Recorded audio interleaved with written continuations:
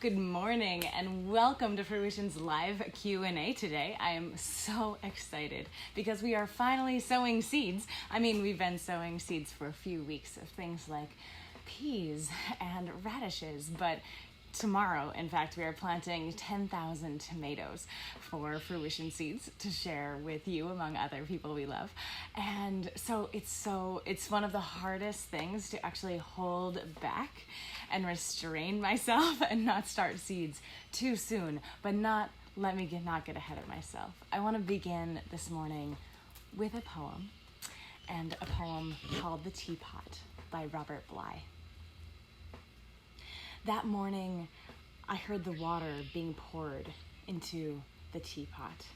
The sound wasn't ordinary, a daily, a cluffy sound, but all at once I knew you loved me. An unheard of thing, love audible in water falling. I love this poem for a lot of reasons, but I chose it this morning specifically because I wanted to share with you this unheard of thing, love audible in water falling, except it's love audible in seed sowing. I love seeds, and people will often say, why do I love seeds so much? And it's really because I love people so much, and I love food, but the only reason really that I love food and eating food and sharing food so much is because it's such a communal thing. I love to share food with people that I love, and so seeds become this extension of how our ancestors have nourished us for centuries, for millennia, and of plants and humans, so many ancestors, and how we can become these ancestors, these good ancestors ourselves. So good morning and welcome, and this is a live Q&A, so if you have any questions, jump on in. I will be here till 10:30, and then so I wanted to share with you first and foremost, just let's talk timing, because one of the main things, one of the easiest mistakes that gardeners make is sowing seeds too soon. Because how many of you have already sowed seeds and want to sow seeds now? Yes, I'm right there with you. And we are the harbingers of spring. And it's just the easiest thing in the world to sow seeds too soon. And to some degree, with peas, you can certainly make it too soon, but they're there, like going to hang on. Basically, if your crocuses are blooming, your peas are going to make it. Thing is, a tomato, a pepper, an eggplant, on the other hand, if they're indoors, they're just going to be growing and growing and growing and growing and not accommodating kind of the slowness or the fluctuations of the season. And here's the overarching truth. A younger, unstressed transplant every time is going to be healthier, happier, produce more abundance for you, be less susceptible to diseases and insects than an older, stressed transplant. So Christina says, hey Petra, love you friend, love you Christina. Oh, so glad we get to do this electronically, digitally, etherically. It was so much fun to have you on the farm last season. I can't wait to have you on the farm again one day. Good morning, Ronald. Thank you for saying good morning as well. So yes, I definitely made, if you haven't already seen it, this little planting calendar. It comes with every one of our orders. You can also download it for free on our website, on our blog. And so that will help hopefully hold back your horses. So one of the hardest things about sowing seeds this season is to just not sow everything all at once and to hold off. And like I said, we're literally planting all of our tomatoes for Fruition seeds tomorrow. And so if you feel like you've been behind, you have not. It's one of the classic pitfalls of being a social species with social media, is that we start to see our friends in Georgia are starting seeds, and here we are in Western New York, and we're like, oh God, we must be late. So basically everyone in the world has seeds started way too soon. But if I can possibly help at all, hold off. So I wanted to show you too, my favorite way to sow seeds, because there are so many different ways to sow seeds, right? You can sow them in cell trays. You can sow them in egg cartons, which never do it. They're for eggs.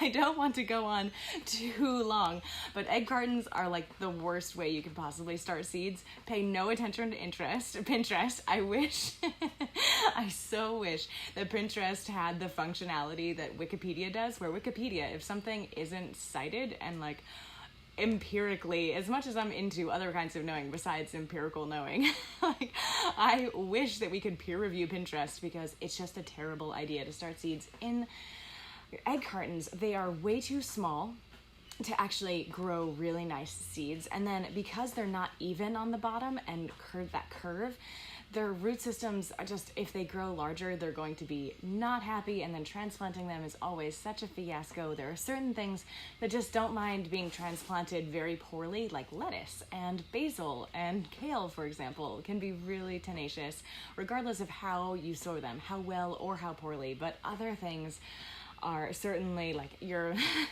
other things are like, what is this? It's egg cartons are for eggs, not for starting seeds. There's my soapbox. So I want to show you. Good morning, Bill. So nice to see you. And Deb says, oh, look at that soil. My Fruition package is on its way. It's true. I can't wait to send it to you. And welcome to our greenhouse, by the way. And you can see our whole greenhouse. We're heating a little bit, but we actually have these hoops over just this one portion where we have the vast majority of things concentrated. So we're not heating our entire greenhouse. So we have some remake covering it. You can do the same. But I wanted to share with you, and Elaine says, hello from the Laurel Highlands. Yes, I love PA. Not really a social media person. Hope you get this. Get this, totally. I know. I'm not really a social media person either. There are probably some of you who are like, yeah, right, Petra. But I am a late adopter, and I'm making it up as I go. Just like gardening.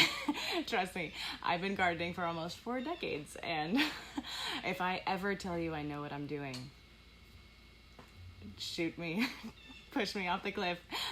I want to be the kind of gardener that always says, I can't wait to learn this next thing. I can't wait to learn this next thing. I can't believe I've gardened for decades and I still don't know this, but now I do.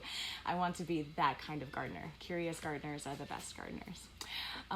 So hi Navel's neighbor. Hi Michaela. So glad you're hanging out with you this morning. And can peppers be started too? Holly asks. Yes. So we're starting our peppers, our eggplants, and our tomatoes tomorrow. So yes, if you haven't sown your peppers, eggplants, tomatoes yet, I love you, especially if you're here in zone 5. You have not missed the boat. In fact, you nailed it. It's really easy to start them too soon. And if you don't actually have a greenhouse, if you don't actually have an amazing grow light and grow really nice seed starting setup, it's best that you actually not start them too soon, because they're going to be stressed for light and they're going to be stressed for heat. And so it's really, really important that you hold off. And if you have a great seed starting setup, go ahead and start them now. If you don't, honestly, hold off till mid-April and you'll harvest that much more abundance for it. So Christina asked, I'm learning that some seeds need to be sowed more densely as transplants. Like onions grow better if you seed 4 to a cell. What are your thoughts, and how do I find information for specific varieties? Awesome question. So yeah, totally. Onions are kind of wild. They have really thick root systems, by which I mean some have very thin fibrous root systems, like lettuce. All those interlocking roots will just become this fibrous mat. So you don't want to plant them too closely.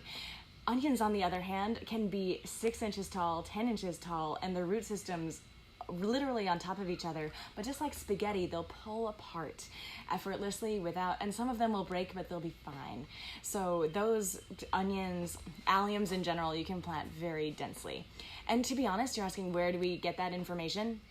I'd like to welcome you to the back of our seed packets. There's tons of awesome growing information in there. Also, our website has tons of great info. But honestly, it's that's the general rule. If it's an onion allium that you can plant dense, go for it. Otherwise, everything wants space, with the exception of you can actually plant these crops, peppers, eggplants, and tomato pretty densely. But as soon as they have their cotyledons, like when they're 10 days old, 2 weeks old, you want to be opening them up and planting them separately so that they can grow larger and establish root systems alone. So But honestly, I can't recommend highly enough just investigating the back of our seed packets. We've intentionally made them miniature encyclopedias. And you can also ask me. And there's not as much information as there will be one day in the for real full-size book. I wrote a 40-page book on seed starting called Starting Seed, Rise and Shine, Starting Seeds with Ease. And it's 40 pages, tons of photographs. You can actually find essentially the black and white version that you can print out for free on our website. And we also have these hard copies that you can find on our website as well. But that has a bunch more awesome information too. And Tammy, I met you at the Philadelphia Flower Show, and I've already learned so much from you. Tammy, it was so awesome to meet you, and I hope we get to see each other again one day. Oh, the Philly Flower Show a month ago feels like millennia ago. And Mary says, hello from Northeast Tennessee. That's awesome. I spent the first 4 years of my life in Kentucky, so I'm very fond of that part of the world. So I wanted to share with you how we sow literally over 10,000 seeds on our farm. It's with these soil blocks, and if you've never seen them, they're pretty brilliant. They are metal, they're spring formed, so you can pop them out, and they actually are nothing new. In Mexico 2,000 years ago, people were making soil blocks. So the idea is, check it out, you've got a block of soil instead of a cell tray. Jiffy pots, also a terrible idea. Cow pots or peat pots are pretty great, but as I'll share in a few minutes, they have their liabilities as well. But I love these soil blocks because they have so much density. I wish you could feel this. And of course there's water weight, but there's also just a lot more soil per volume than you'll find in a cell tray. And so all of a sudden, plants have way more nutrients. They will never get root bound because, check it out, root bound plants happen because the roots get to the edge of the cell tray, the egg carton, whatever you're growing them in, that doesn't have oxygen. And then all of a sudden, they're like, wait a minute, how do I get out of here? And they start to run and get away from that edge as quickly as possible. But of course, they find that edge that much more and become root bound as a result. So roots, fast facts, for millions of years have evolved when they hit the air to go the other way. And so when they naturally hit the air, they turn and go back into these soil blocks, and so they never get root bound, which is just brilliant. And Amy asks, some of our cells are turning green on top. Help, what do we do? What are we doing wrong? Great question. So it's too much humidity, paired with potentially not enough moisture, or not enough temperature, heat, but certainly moisture. So what we like to do is let the cells get dry on top, and you don't want it to get a half-inch dry on top, but just that top millimeter, let it get dry before you water again. Also, bottom watering is the dream. So I'll share about bottom watering for a minute. Check it out. So when you start seeds, you want to have trays that have holes. And you can use anything that you like as long as it has holes. These are ones that we have. So if they don't drain, your seeds are going to be sitting in stagnant water, and that is a sure recipe for sadness, for damping off, for death, for sadness of all different flavors.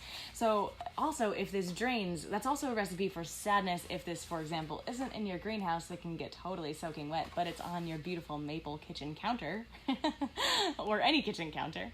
And so nest this in a tray without holes. And then all of a sudden you can be growing seedlings in trays that drain while catching all the water that is draining.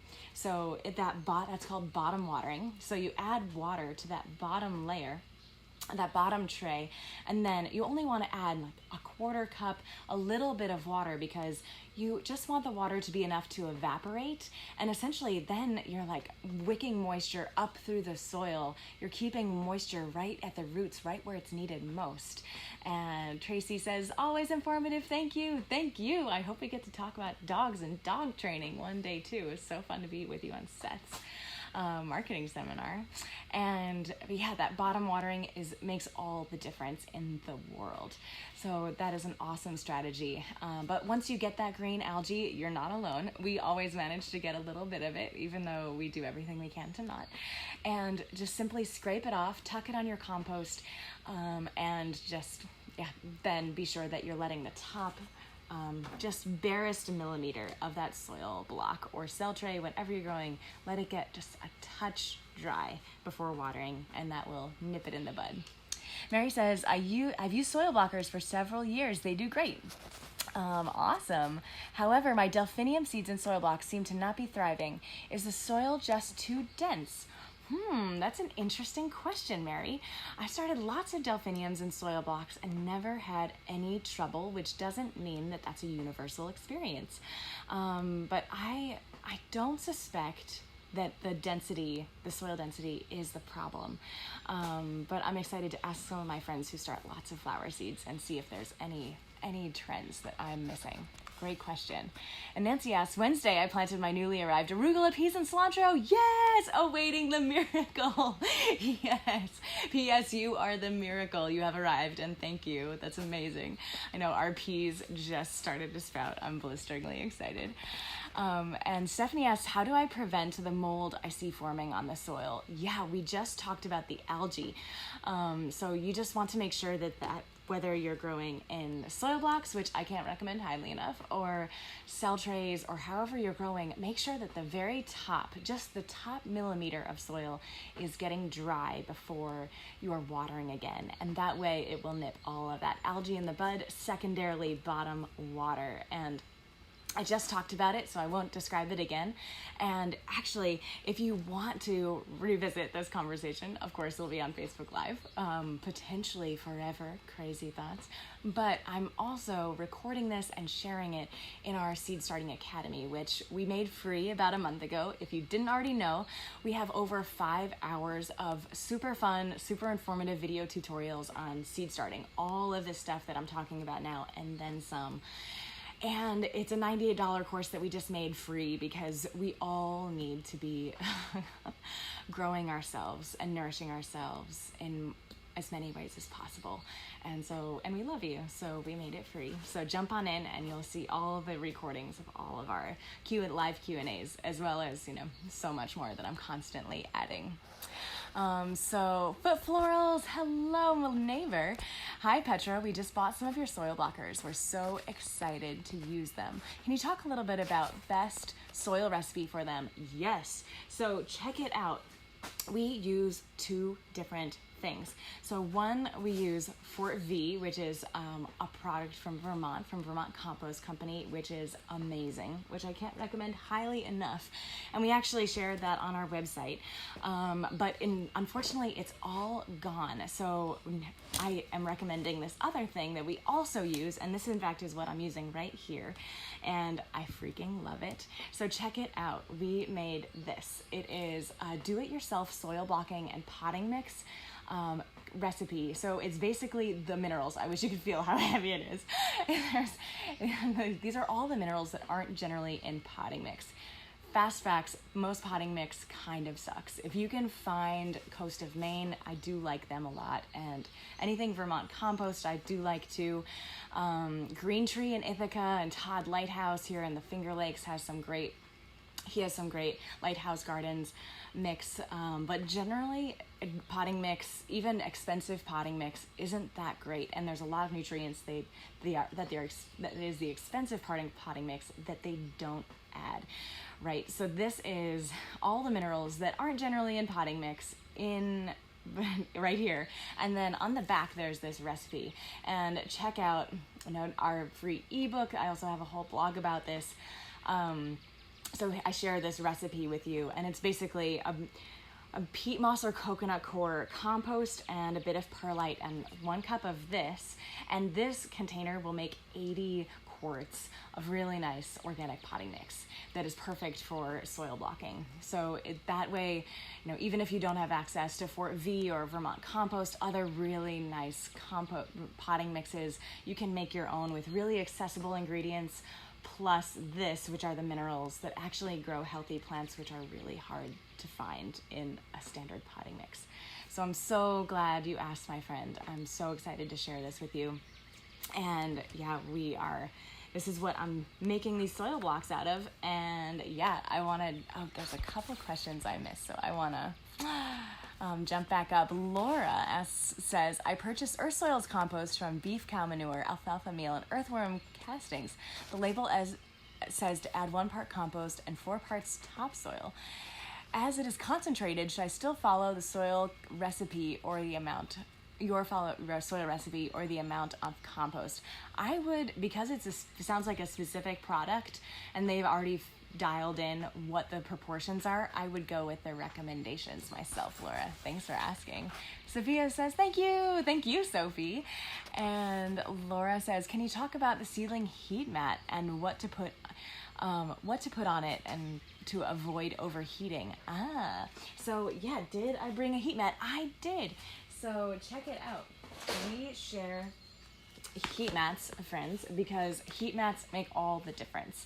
I remember the first time that I was growing seeds on a heat mat, and I was like, oh, wait, what have I been doing all these years? This is so much easier.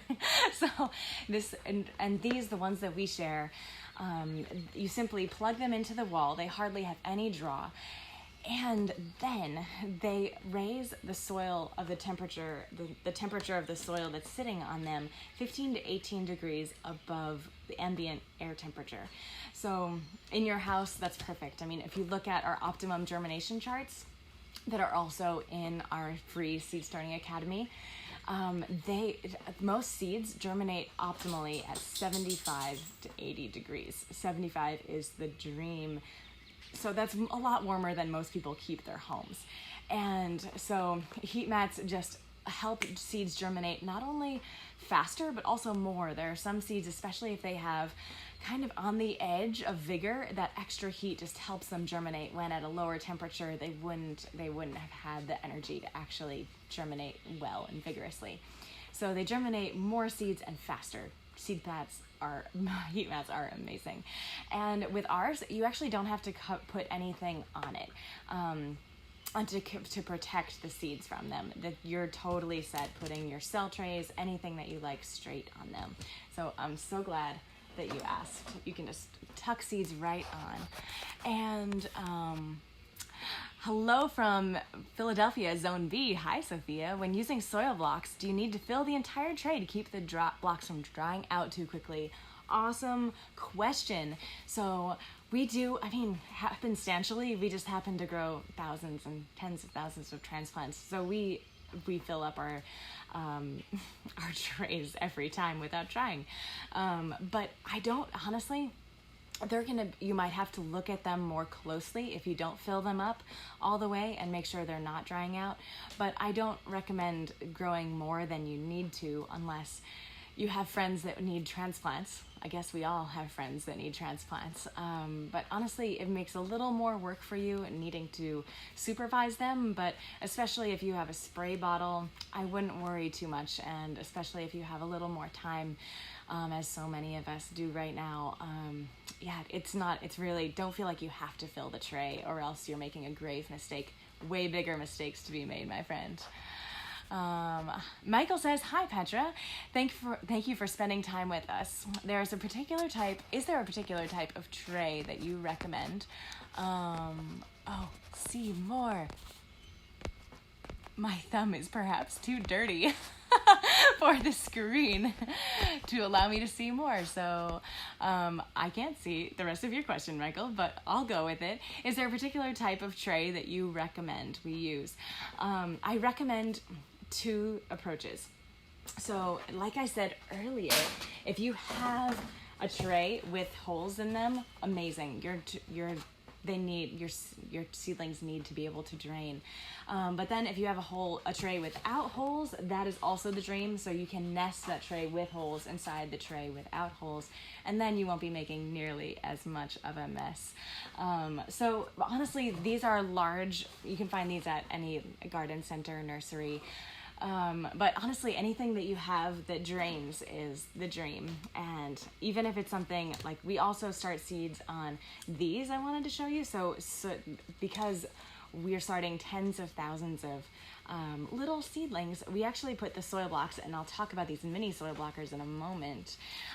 We start them on these trays, so they simply they're on a touch of a gradient, so they just drain like that, and that way they're right on the heat mat, and we can just gently overhead water them as well, like super mist style. But great question, Michael, and I'm so sorry that I couldn't see the rest of your question.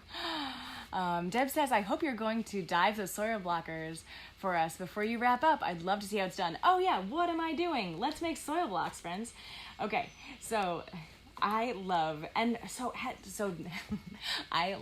soil blockers so much. If you want to play in the dirt, there's kind of no finer way. And you do want to use specific soil for soil blocking. It needs to be soil that is high in peat moss and or coconut coir, because those two things, as much as it breaks my heart because neither of them are particularly renewable, but those two things can be compressed readily without losing too much pore space, too much air space. So they can compress, hold their space, hold the soil block really well, and still have plenty of air space. And then, so once I don't know if you noticed, I was really pressing the soil in. It's really important that you have them really well compacted. And ta-da, they spring out, and then you have these fabulous soil blocks. I love it at the flower shows. Some people are like, brownies. Yes, almost. And so the brilliant thing about soil blocks, there's two different types. Actually, there's many different sizes, but we have this large size, and this is perfect for any seed that's going to be in your life for 5 weeks or less. You can plant certainly tomatoes, older transplants that will become older than 4 or 5 weeks in them. You'll need to pot them up eventually. But so, for example, broccoli, we're going to be starting in this soil block any day. That day is actually tomorrow. So and you can perhaps see there's a little nest in the top of this. At the bottom of the soil block are these little dimples that create those little nests. You can see this black also, that black square.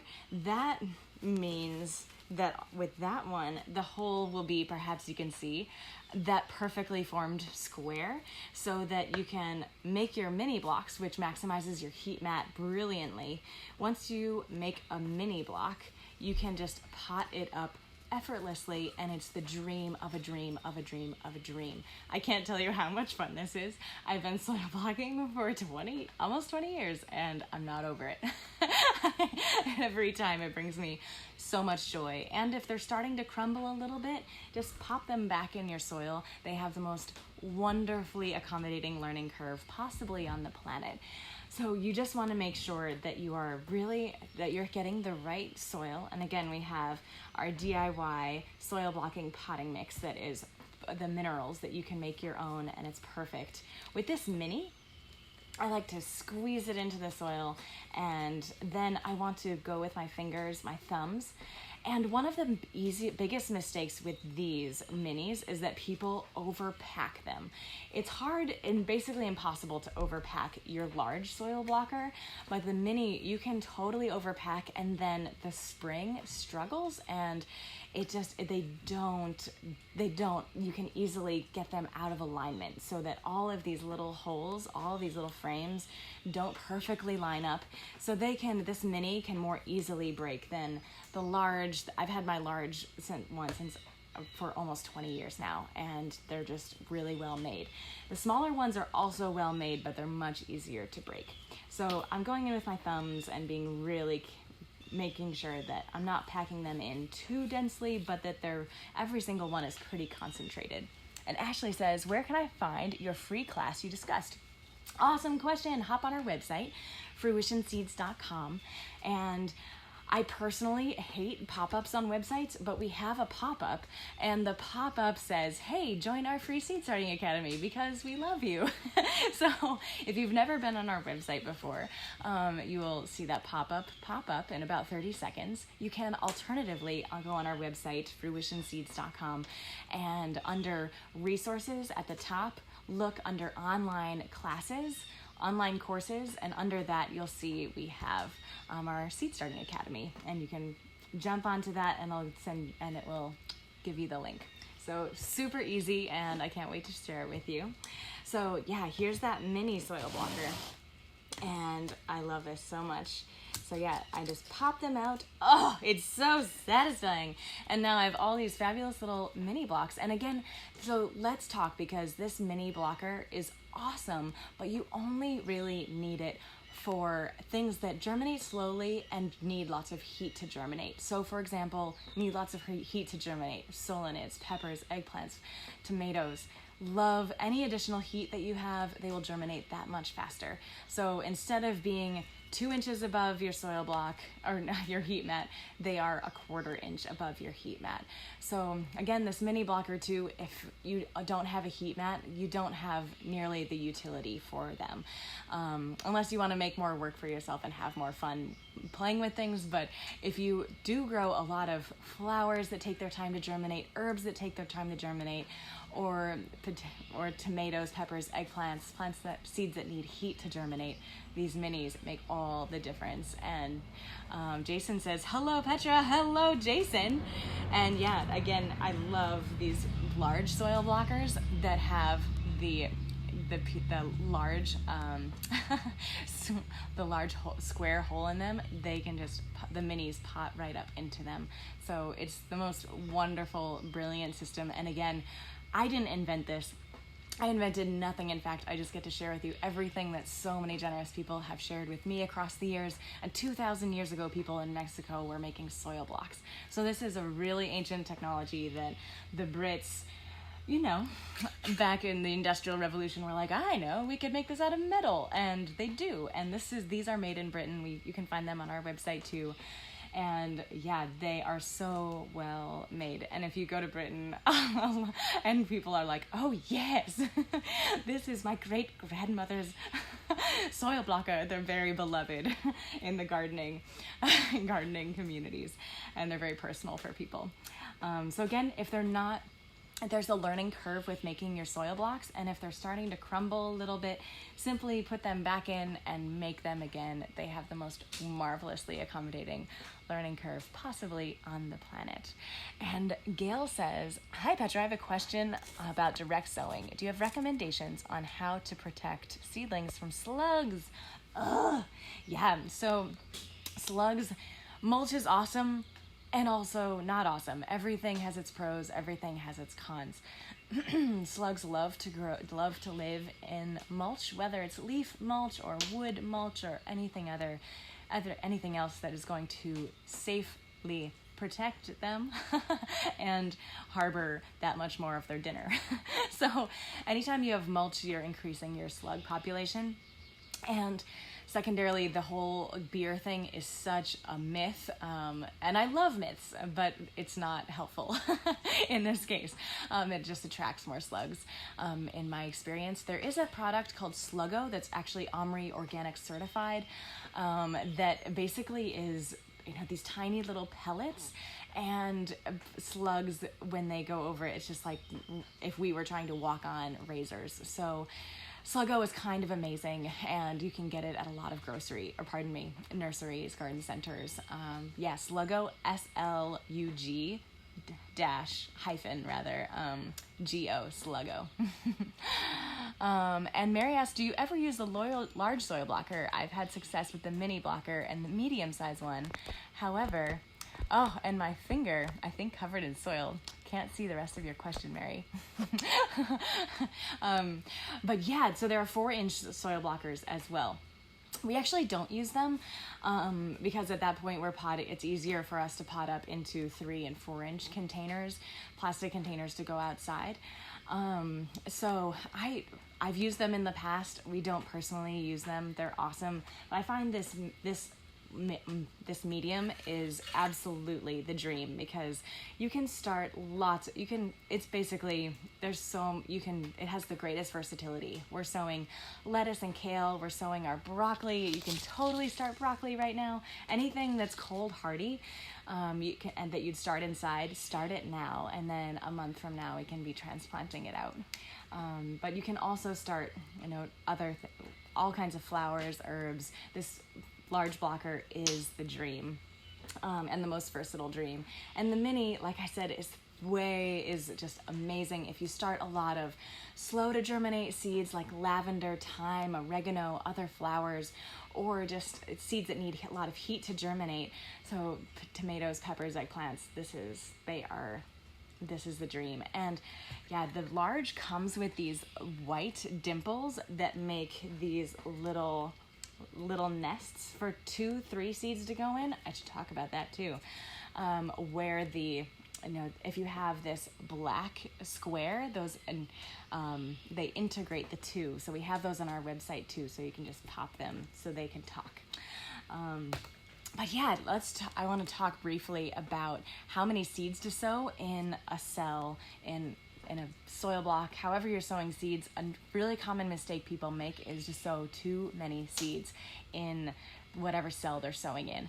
So we only put 2, sometimes 3 seeds in any given hole. And Jessie asks, eggshells maybe? No! You must have missed the beginning. I'm going to jump back on my soapbox for a moment. Egg cartons are for eggs. Eggshells are for eggs. They are, in fact, not great ways to start seeds. In fact, kind of terrible ways to start seeds. There's just not enough soil for them to really be happy, and then transplanting them because they're curvaceous is kind of a mess. And if you're planting something like lettuce that can take a lot of manhandling, they're going to be resilient otherwise. But other than that, it's just, there are so many ways to do it so much better. Pay no attention to Pinterest. They make it look so cute, and it drives me crazy because, yeah, the egg cartons are for eggs. And trust me, I'm a very resourceful person. I use all kinds of things for all kinds of alternative uses. That is not one of them. So yeah, when you're sowing seeds, no matter if you are sowing in eggshells, bless you. And this is true no matter if you're sowing in eggshells or in cell trays or in soil blocks like this, which are our favorite. You want to only sow 2 to 3 seeds in each one. And that's because you don't want to come back and be thinning them like crazy. And you want to be maximizing your seeds as well. And certainly if you're sowing our seeds, Fruition seeds, if they germinate less than 90%, we just don't put them in packets.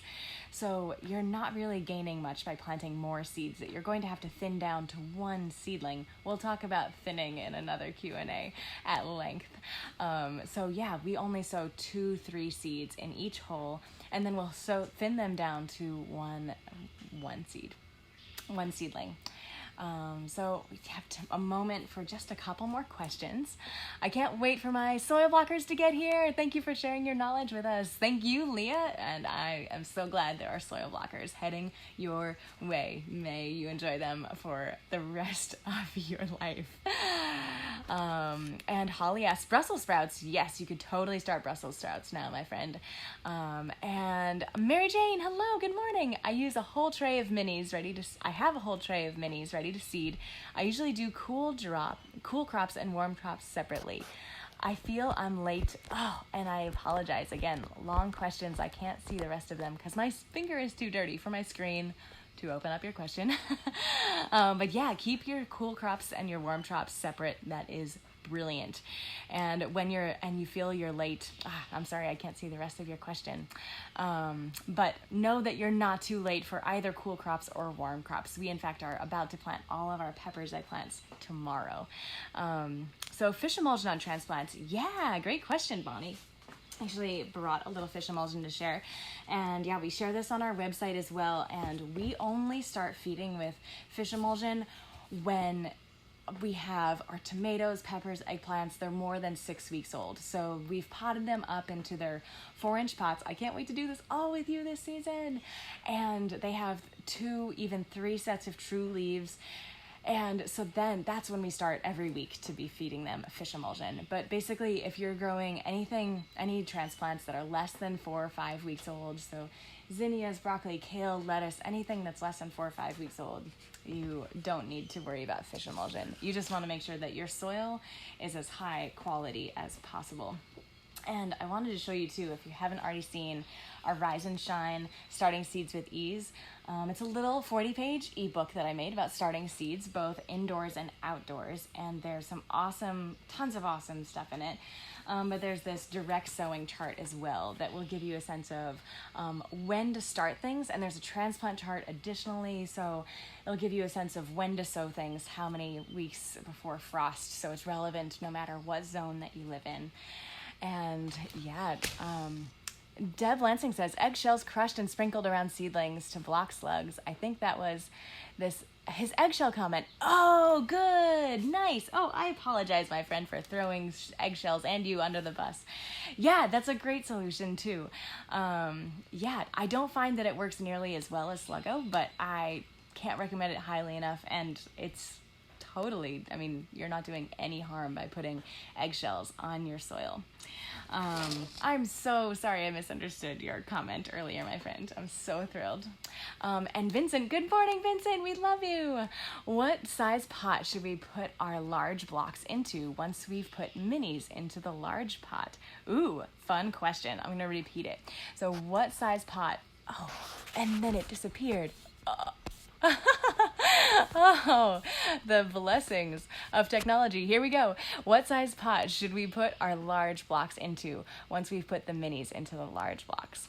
Yeah, so if I understand your question right, you've put your mini block into your large soil block, and now you're wondering what to put that into. If you're potting up next, we would pot up into a 3 or 4 inch pot, and I'll show you in future Q&As. I don't have it all right here at arm's length yet because they hardly have germinated yet.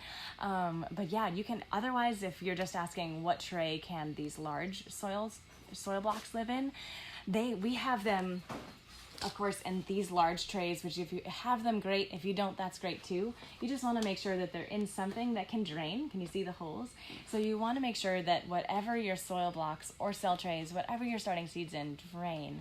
And then that draining tray is on top of something that isn't going to drain so that you don't make a mess in your kitchen. But yeah, I would pot these large soil blocks right up into a 3 or 4 inch tray, or 3-4 inch, just individual container. So you've got your peppers, your eggplants, everybody has their own space and they're ready to go. So I wanted to share one final thing before we close, and I wanted to share with you our Rise and Shine Across the Seasons, our Across the Seasons perpetual calendar. And I am so excited. This also has our transplant and direct sow charts, by the way. And it has every month of the year. And so it's a calendar, but it's a perpetual calendar. So it has the dates, but not days of the week. Instead, it has years. So you can track across the seasons, hence across the seasons, what you're learning, what you're seeing. And so I wanted to share March with you because it's pretty exciting. Initially, we were at flower shows, and then we came home for flower shows, and then we had dandelions for supper, and then we sowed flats of onions, leeks, and then we sowed peas outdoors and spinach. And then we found amphibian eggs under the ice. And so we are writing in here what we're sowing every season. And so I'm really excited to fill this in across the seasons throughout the years so that we can begin to pay attention and track when we plant what and what happens next, and adapt as we go. And I wanted to show you in back too, there's this whole section that we call Let's Dig In, because it's all specific crop types. So if you're planting your tomatoes, for example, and you don't want to flip through all the pages to find all your tomato facts, there are notes here. And again, for multiple years of seed, the variety names, seed source, date sown indoors, outdoors, dates transplanted, planting spacing, all kinds of details so that you can be really paying attention and seeing those emergent patterns. And another question, Vincent, how will we know when it's time? Oh, when it's time to plant. So I'll kind of go from mini to medium and from medium to large. So it's time to pot up from the mini as soon as they germinate. There's hardly any soil in this mini soil block, which is awesome because you can have that many more transplants in your life. But as soon as they germinate, your goal with any transplant is for them to have, this learning curve, this growth curve that is just the dream of the growth curve, right? The sky is the limit. So you want them to not at all be stressed. So as soon as they germinate, pot them up into your large blocker or the next size up. And as soon as you have 1 to 2 sets of true leaves when they're in this size, the medium soil blocker, that's when you want to transplant them up into a larger container. So 1 to 2 sets of true leaves. And that's large. If you're starting in soil blocks, you actually want it to be less time because there's less soil nutrients in a cell tray compared to these soil blocks. So without further ado, I'm actually going to read the poem that I started with this morning. And I'm going to hop over into Instagram and do a live there too. So if you want to spend more time hanging out this morning and asking questions, I'm going to be there till 11 or so on Instagram Live. And Kathy, I can't help myself. One more question. Herbs, tomatoes, and broccoli started growing. How hardy are herbs in zone 5? So totally varies. Cilantro you can sow right now. It's totally hardy. Oregano and basil, not hardy at all. You want to be sowing them in a few weeks. So it's very case by case, and check out the back of each of our packets because the back of our packets have a lot of growing info, but also this side tab that has tons of great growing info. So for each variety, it'll say when to sow. For this rapini, it is as soon as soil will be worked. Cilantro will say the same. If it's basil, it will say after a final frost. So yeah, it's so specific to each variety, and every packet we share has those specific information so that you can be successful.